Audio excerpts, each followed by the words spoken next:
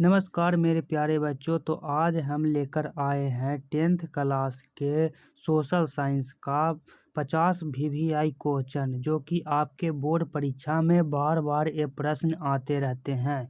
और आप लोगों को एक बात और बता दें कि आप लोग मेरे YouTube चैनल पर सबसे पहले आए हैं, तो इंस्टाग्राम पर सेम नाम से मतलब कि यहाँ पे एक इंस्टा पेज है, उस पेज को भी फॉलो कर लीजिए ताकि आप लोगों को काफ़ी अच्छे अच्छे प्रश्न मिल सके।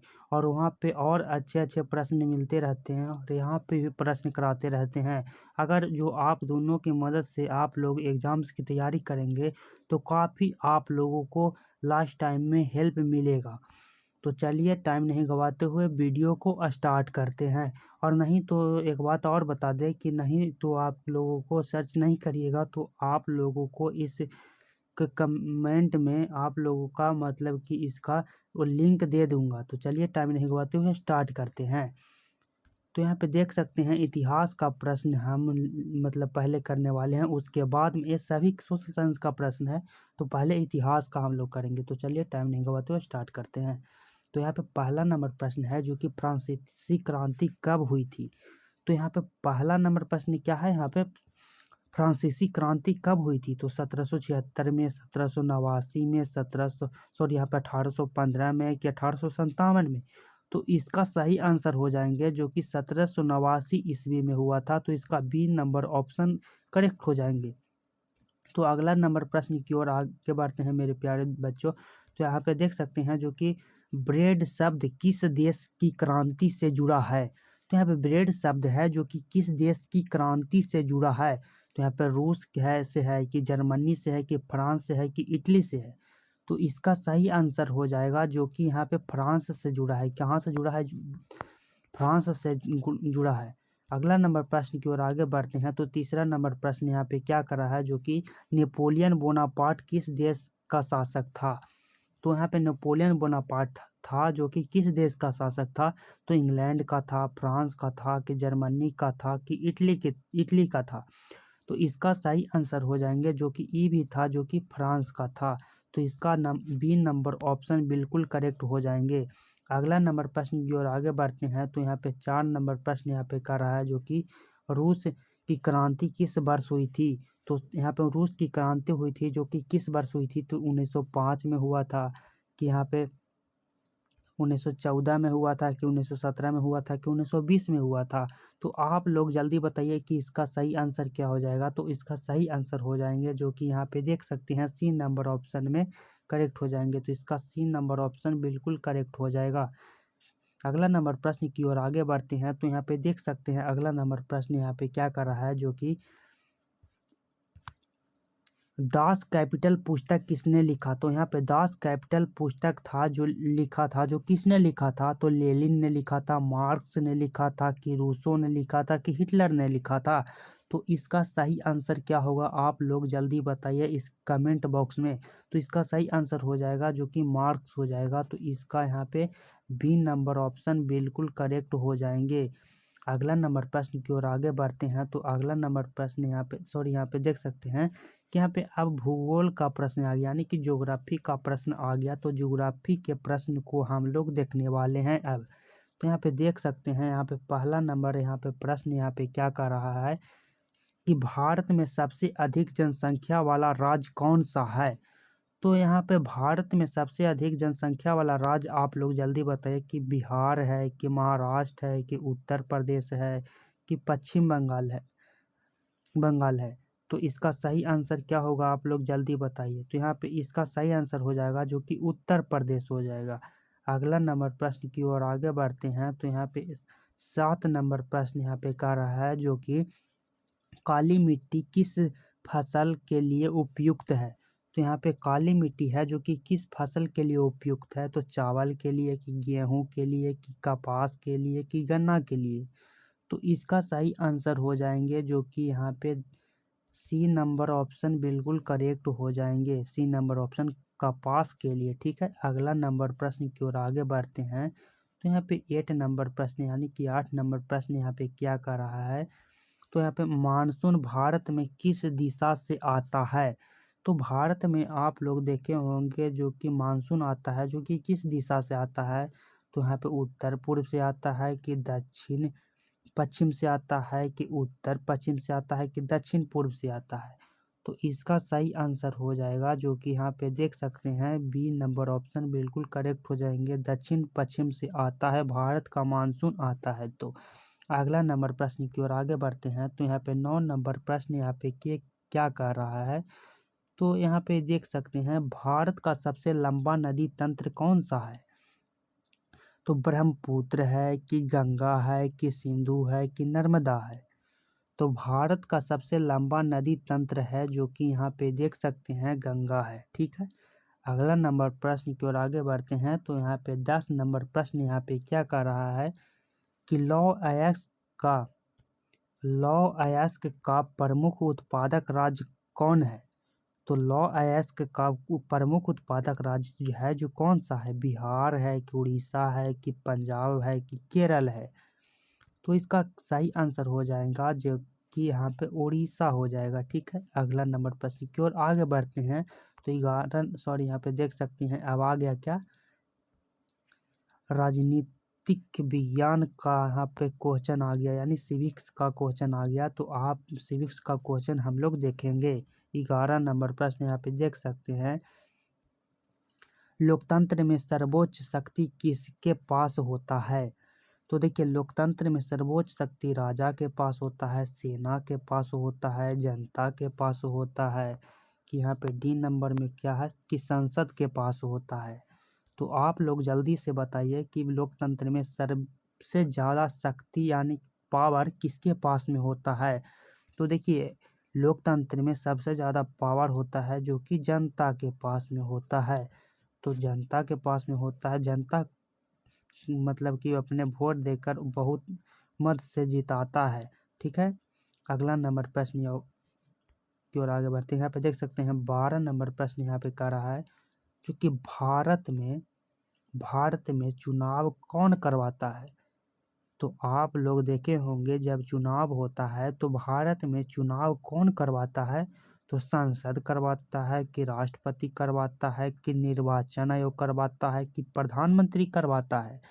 तो भारत में चुनाव करवाता है जो कि निर्वाचन आयोग करवाता है। क्या, निर्वाचन आयोग। ठीक है, तो इसका सी नंबर ऑप्शन बिल्कुल करेक्ट हो जाएंगे। अगला नंबर प्रश्न की ओर आगे बढ़ते हैं। तो यहाँ पे देख सकते हैं कि भारत एक कैसा देश है।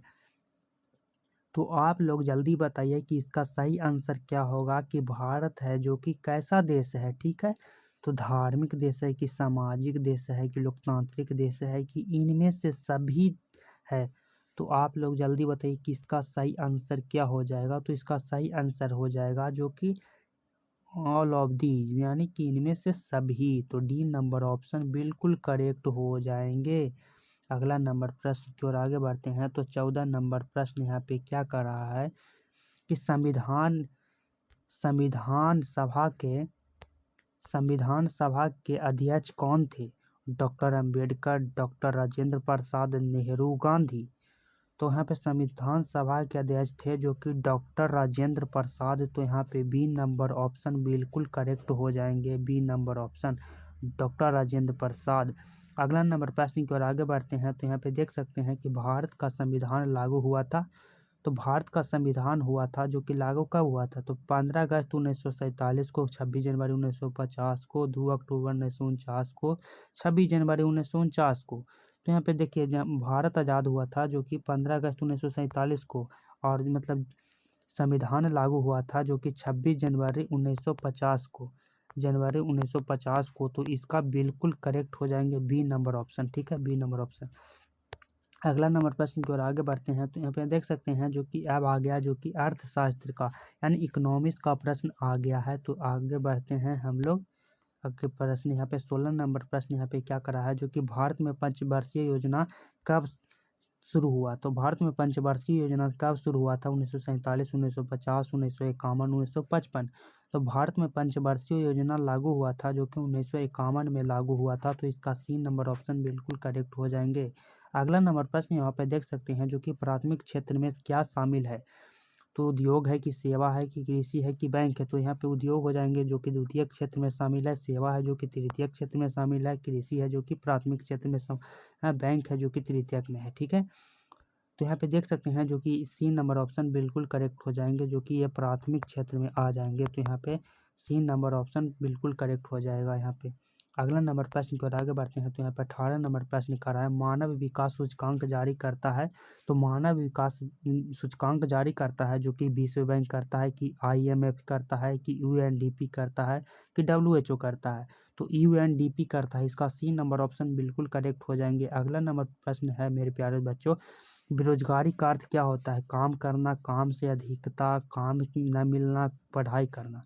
तो बेरोजगारी का अर्थ होता है जो कि किसी को काम निठल्ला बैठा हुआ है, किसको कोई काम नहीं है, तो उसी को कहते हैं बेरोजगार। तो यहाँ पे देख सकते हैं जो कि काम न कर मिलना, इसी को कहते हैं बेरोजगार। ठीक है, सी नंबर ऑप्शन बिल्कुल करेक्ट हो जाएंगे। अगला नंबर प्रश्न की ओर आगे बढ़ते हैं। तो यहाँ पे 20 नंबर प्रश्न यहाँ पे क्या कर रहा है, जो कि भारत में सबसे बड़ा रोजगार देने वाला क्षेत्र कौन सा है? तो यहाँ पे देख सकते हैं कि भारत में सबसे ज़्यादा रोजगार देने वाला, यानी कि रोजगार मतलब भारत में सबसे ज़्यादा कौन दिया है? तो द्वितीयक क्षेत्र की, तृतीयक क्षेत्र की, प्राथमिक क्षेत्र की, निजी क्षेत्र। तो भारत में सबसे ज़्यादा रोजगार देने वाला है जो कि प्राथमिक क्षेत्र है, क्योंकि सब भारत है जो कि कृषि प्रधान देश है और सभी ज़्यादातर यहाँ पे कृषि ही करते हैं। तो यहाँ पे सी नंबर ऑप्शन बिल्कुल करेक्ट हो जाएंगे। अगला नंबर प्रश्न की ओर आगे बढ़ते हैं। तो यहाँ पे देखिए अब मिश्रित प्रश्न है, यानी कि सभी प्रश्न मिली जुली होगा। तो देखिए अगला नंबर प्रश्न 21 नंबर प्रश्न कर रहा है, हरित क्रांति का संबंध है तो उद्योग से, कृषि से, शिक्षा से, स्वास्थ्य से। तो हरित क्रांति का संबंध होगा जो कि कृषि से होगा। ठीक है, तो इसका बी नंबर ऑप्शन बिल्कुल करेक्ट हो जाएंगे। अगला नंबर प्रश्न की ओर आगे बढ़ते हैं। तो यहाँ पे देख सकते हैं जो कि सत्याग्रह शब्द किसने दिया था? तो सत्याग्रह शब्द यहाँ पे किसने दिया था? नेहरू ने, सुभाष चंद्र बोस ने, गांधी ने, तिलक ने। तो सुभाष चंद्र बोस हो जाएगा यहाँ पे। तो यहाँ पे सी नंबर ऑप्शन बिल्कुल करेक्ट हो जाएंगे यहाँ पे। अगला नंबर प्रश्न की ओर आगे बढ़ते हैं। तो यहाँ पे 23 नंबर प्रश्न कर रहा है, भारत का राष्ट्रीय आय किससे मापी जाती है? तो मतलब भारत की राष्ट्रीय आय मापी जाती है जो कि किससे मापी जाती है? देखिए मतलब कि राष्ट्रीय आय का मतलब क्या होता है कि पूरे साल भर में जितनी कमाई हुआ है उसी को मतलब राष्ट्रीय आय कहते हैं। एक देश में मतलब जितनी साल भर में कमाई हुआ है उसी को राष्ट्रीय कहते हैं। तो इसको मापी जाती है क्या, किससे मापी जाती है? GDP से, कि GNP से, कि NNP से, कि डी नंबर में है पे क्या है कि CPI से। तो इसका सही आंसर हो जाएगा जो कि ए नंबर बिल्कुल प्रश्न सही हो जाएंगे, GDP से नापा जाता है। अगला नंबर प्रश्न की ओर आगे बढ़ते हैं। तो यहाँ पे 24 नंबर प्रश्न यहाँ पे क्या कर रहा है दोस्तों, मेरे संघीय शासन का उदाहरण है। संघीय शासन का उदाहरण है चीन है, श्रीलंका है, भारत है, कि नेपाल है। तो संघीय शासन का उदाहरण कौन है?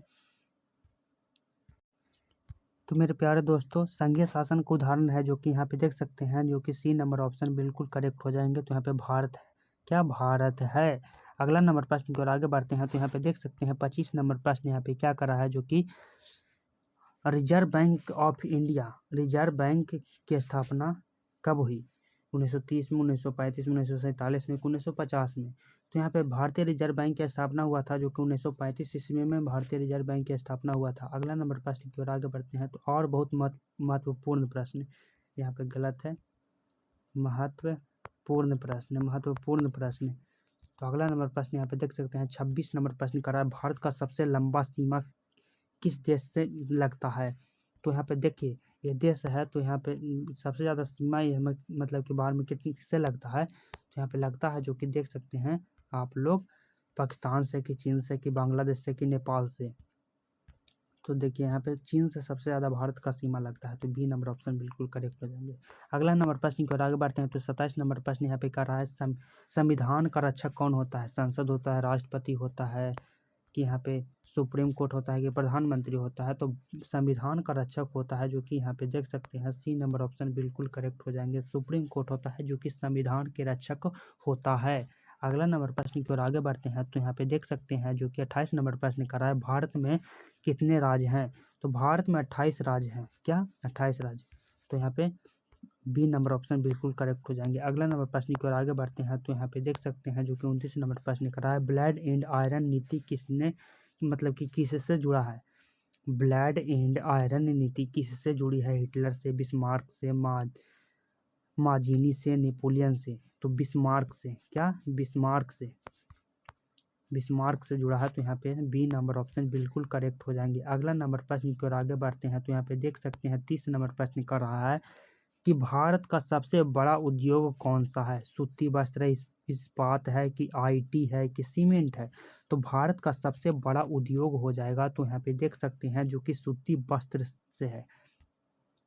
अगला नंबर प्रश्न की ओर आगे बढ़ते हैं, यहाँ पे देख सकते हैं जो कि 10th क्लास का सोशल साइंस का महत्वपूर्ण VVI ऑब्जेक्टिव प्रश्न। तो यहाँ पे 31 नंबर प्रश्न की ओर आगे बढ़ते हैं, तो द्वितीय क्षेत्र का उदाहरण है खेती है, मछली है, फैक्ट्री है।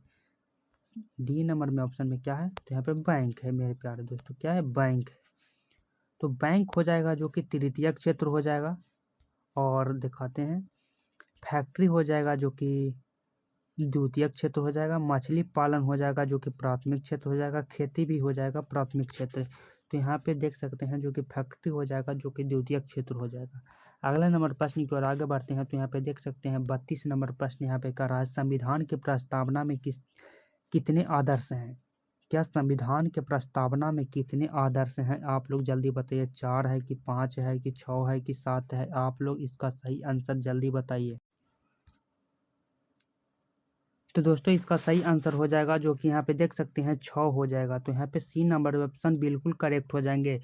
अगला नंबर प्रश्न की ओर आगे बढ़ते हैं, तो यहाँ पे 33 नंबर प्रश्न यहाँ पे कर रहा है जो कि जनसंख्या घनत्व का अर्थ होता है प्रतिकूल क्षेत्रफल, प्रति व्यक्ति आय, प्रति वर्ग यहाँ पे प्रति वर्ग किलोमीटर जनसंख्या, जन्म दर। तो यहाँ पे बिल्कुल करेक्ट आंसर हो जाएगा जो कि यहाँ पे देख सकते हैं मेरे प्यारे बच्चों, प्रति वर्ग किलोमीटर जनसंख्या। तो यहाँ पे सी नंबर ऑप्शन बिल्कुल करेक्ट हो जाएंगे। अगला नंबर प्रश्न यहाँ पे 34 नंबर प्रश्न कर रहा है, स्वतंत्रता भारत से पहले स्वतंत्रता भारत के यहाँ पे स्वतंत्र भारत के पहले प्रधानमंत्री कौन थे? महात्मा गांधी, सरदार पटेल, जवाहरलाल नेहरू, सुभाष चंद्र बोस। तो यहाँ पे जवाहरलाल नेहरू इसका करेक्ट आंसर हो जाएगा। यहाँ पे सी नंबर ऑप्शन बिल्कुल करेक्ट हो जाएंगे। अगला नंबर प्रश्न यहाँ पे देख सकते हैं जो कि भूमि सुधार का मुख्य उद्देश्य क्या है? भूमि सुधार का मुख्य उद्देश्य क्या है? कर बढ़ाना, उत्पाद घटाना, सामाजिक समानता, निजीकरण। तो इसका सही आंसर क्या हो जाएगा जल्दी बताइए कमेंट बॉक्स में। तो इसका सही आंसर हो जाएंगे जो कि यहाँ पे देख सकते हैं जो कि सामाजिक समानता हो जाएगा। अगला नंबर प्रश्न की ओर आगे बढ़ते हैं, तो यहाँ पे देख सकते हैं भारत का राष्ट्रीय पशु कौन है? तो यहाँ पे भारत का राष्ट्रीय पशु हो जाएगा हाथी हो जाएगा, शेर हो जाएगा कि बाघ है, कि डी नंबर ऑप्शन में यहाँ पे क्या है? तो यहाँ पे गाय है। तो गाय है, तो यहाँ पे देख सकते हैं इसका सही आंसर हो जाएगा जो कि बाघ हो जाएगा। अगला नंबर प्रश्न की ओर आगे बढ़ते हैं, तो यहाँ पे देख सकते हैं 37 नंबर प्रश्न यहाँ पे प्यारे बच्चों, यहाँ पे देख सकते हैं मेरे प्यारे बच्चों, लोकतंत्र का वास्तविक आधार क्या है? तो मेरे प्यारे बच्चों सेना है कि राजा है कि संविधान है कि जनता है? तो लोकतंत्र का सही वास्तविक आधार क्या है मेरे प्यारे बच्चों? तो यहाँ पे देख सकते हैं कि जनता है। जब लोकतंत्र में जनता ही नहीं वोट देगी मतलब कोई भी नेता को, तो कैसे जीतेगा? तो मतलब वास्तविक आधार है जो कि लोकतंत्र का, वो हो जाएगा जो कि जनता। अगला नंबर प्रश्न यहाँ पे देख सकते हैं जो कि कुटीर उद्योग का उदाहरण क्या है? इस्पात उद्योग, सूती वस्त्र उद्योग, हस्तशिल्प हो जाएगा कि पेट्रोलियम हो जाएगा? तो इसका सही आंसर हो जाएगा मेरे प्यारे बच्चों तो यहाँ पे हस्तशिल्प हो जाएगा। यहाँ पे सी नंबर ऑप्शन बिल्कुल करेक्ट हो जाएंगे मेरे प्यारे बच्चों।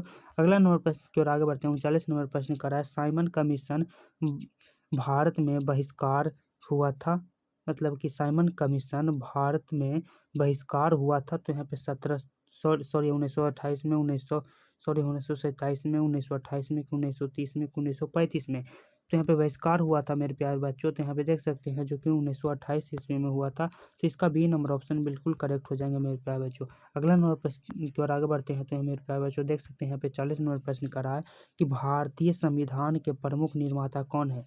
तो भारतीय संविधान के प्रमुख निर्माता कौन है मेरे प्यारे बच्चों? तो यहाँ पे देख सकते हैं जो कि जवाहरलाल नेहरू, महात्मा गांधी, डॉक्टर भीमराव अम्बेडकर की सरदार पटेल। तो भारतीय संविधान के प्रमुख निर्माता हो जाएंगे जो कि यहाँ पे देख सकते हैं सी नंबर ऑप्शन बिल्कुल करेक्ट हो जाएंगे, डॉक्टर भीमराव अम्बेडकर साहब। देख सकते हैं अगला नंबर प्रश्न मेरे प्यारे बच्चों यहाँ पे 41 नंबर प्रश्न कर रहा है जो कि भारत की राष्ट्रीय मुद्रा क्या है?